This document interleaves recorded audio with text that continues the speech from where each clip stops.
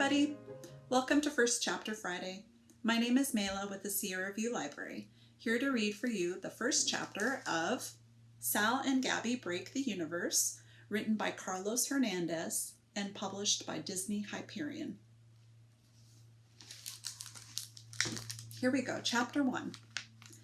There's all sorts of bad advice out there about how to deal with bullies. Ignore them, stand up to them, tell a teacher, tell a parent, tell your dentist while he's jamming your teeth back into your face.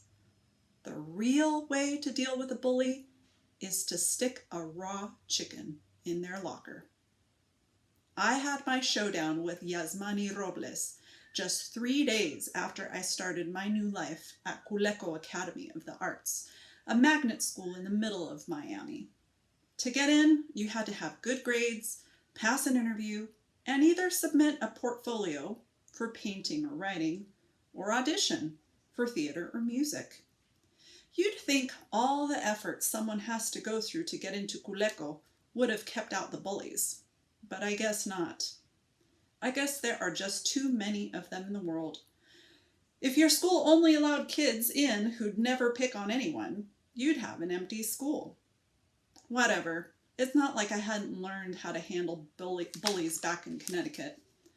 On Wednesday, between 4th and 5th periods, I went to the lockers, along with 500,000 other kids. I stowed away my history book and grabbed my math book so I could do my homework during lunch, then opened my bag of magic tricks and put on my gotcha stamp ring. We would be doing introductions in my 8th period theater class, and I thought I could use it to demonstrate some sleight of hand. Magic is kind of my thing. I had a minute before I needed to go, so I took out my diabetes bag and fished out my glucose meter. I thought I'd be all right until lunch, but I started to feel spacey and dreamy at the end of my last class. Blood sugar levels might be falling. Best to check now. As I rummaged, I noticed the tall kid next to me struggling to get his locker open. He was as Cuban as they come, brown, built like a track and field champ, with a haircut so short you could see the bumpy skin of his scalp beneath what was left of his tiny curls. He'd wrestled with his combination lock yesterday too, and never figured it out, so he'd had to carry a full backpack of books to his next class. I'd had trouble with my lock on the first day, until I'd figured out you have to squeeze it as you turn the dial. And I'm a nice guy, so I said to him, "Hey man, my lock sucks too. The trick is to squeeze the top while..." That's all I got out before he punched his locker. The whole hallway grew a little quieter. Yasmani, I learned his name later, but why keep you in suspense, slowly turned to look at me. He scanned me up and down, doing some tough guy calculations to figure out if he could take me. Apparently he thought he could, because he stepped up to me fast, ferocious, chest out, arms wide. He'd been in a lot of fights, judging by his flat as a shamrock nose. "Just come back from safari, white boy?" he asked. "I mean, if you even are a boy." Let's take a second to break this insult down. The safari crack was because I had on cargo pants and a cargo vest, each with 4 pockets brimming with gadgets and tricks of the trade. Pretty much all the clothes I own have tons of pockets. I'm ready to perform at any time. You never know when the world is going to need a little magic. The white boy crack was because, I guess, to him, I looked white.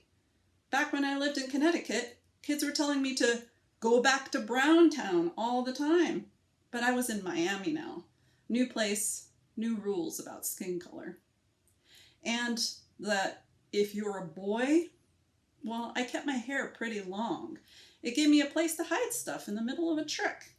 And to this caveman's mind, calling someone a girl was an insult. Whatever. I just tried my Little Pony approach to handling bullies. "Sorry, just trying to help." And I started to walk away. He body blocked me. "You wanted to help me? Why would a sandwich like you think I need your help?" Now I looked at him in the eye. Your locker's still locked, isn't it? I probably shouldn't have said anything, but he called me a sandwich. Some insults you just can't let slide. In response, he did what bullies do. He slapped my diabetes bag out of my hands. It hit the ground with a glassy crunch. My stomach crunched right along with it. That pack contained my insulin, my syringes, my blood glucose meter, my Sharps disposal container for needles, my Band-Aids, and a fun-sized bag of Skittles. If he broke something important in that pack, I could be in real trouble. I knelt down to pick it up, my hands shaking as they reached for the bag. I tried to relax, closed my eyes, breathed slowly, and remembered what Papi had said to me after my mommy died. Fear is your body trying to tell your brain what to do, but the brain is the king of the body. It calls the shots. I opened my eyes slowly, the way good guys in movies do when they've just figured out how to beat the villain. I noticed that the bright young scholars of Kuleko Academy of the Arts had formed a ring around Yasmani and me. This crowd didn't seem as bloodthirsty as the ones in my last school had been. In Connecticut, kids hooted like in Planet of the Apes whenever a fight was about to start, jumping up and down and beating on each other in anticipation of somebody getting wedgied back into the Stone Age. But these kids looked kind of grim and quiet, like this was some boring school assembly they had to attend. Well, from my perspective, it didn't really matter whether they were enjoying themselves or not. They had me surrounded just the same. I was trapped. Wait, no. That's an excuse, and I don't lie to myself. I could have pushed my way out of there if I'd wanted to, but now all eyes were on me. I had an audience, and I am a showman. Yasmani stretched his fingers wide before he made two fists. Time to die, little man. Stand up. I stood all right, got right in his face. Time to die? I asked. Time to die, he repeated. Like the dead chicken in your locker? I asked. What? See, that's the real secret of dealing with bullies. Change the game. You thought you were going to fist fight Mr. Tough Guy, but surprise! Suddenly we're talking about murdered poultry. The dead chicken in your locker, I said, explaining to the crowd. That's the real reason you didn't want to open it. You didn't want anybody to see your dead chicken, so they wouldn't know that you keep dead chickens in your locker because, I said, turning to Yasmani again, what kind of weirdo keeps dead chickens in his locker? Stop saying dead chicken! Everybody laughed. That probably would have sent Yasmani into a berserk rage if some girl hadn't shrieked, Blood! She was pointing at Yasmani's locker. What? Yasmani asked again.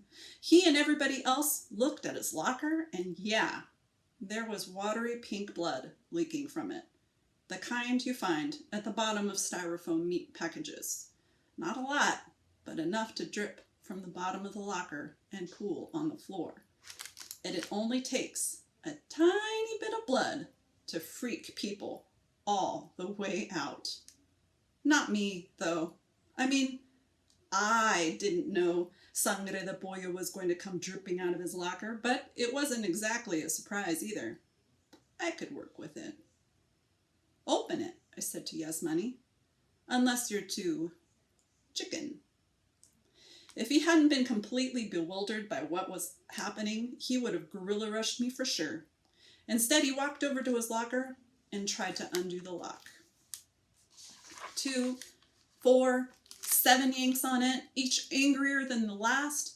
Then he punched his locker door again and said, I can't open this stupid thing. I keep trying, but I can't. Here, let me. He took a step back to let me through, but not without asking, What? How do you know my combo? His combo was still taped to the back of the lock. About as sharp as a bowling ball, this Yasmani. I looked at him over my shoulder with spooky eyes and replied, Fool, I'm a magician. I can read your mind. Then I spun the dial with fast fingers. Clock, then counter, then clockwise again. I tugged the lock, opened dramatically, and with a flourish, removed it. You want the honors? I asked him, stepping aside with a gracious magician's bow. Yasmani, Bro had gone full autopilot by now, stepped forward and opened the locker door. Every kid behind him on tiptoe, watching, waiting. A whole raw chicken, like you get at the grocery store, with bumpy yellow skin and no head, flipped out of his locker, landed on its chicken butt, and went splat. Kids scattered, screaming. Adults would be here any second. Yasmani did a 180 and looked around wildly. He didn't have eyes anymore, just fear.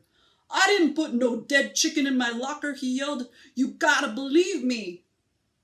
I believe you, I said. Of course I did. It was I who had put it there, after all.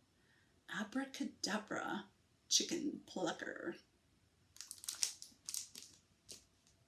I hope you enjoyed the first chapter of Sal and Gabi Break the Universe. If you'd like to know how to access the rest of it by audiobook or ebook or hardcover, go to our website, www.washocountilibrary.us, and search the catalog.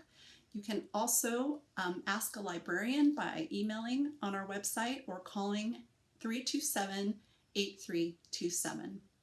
Thanks. We'll see you next time.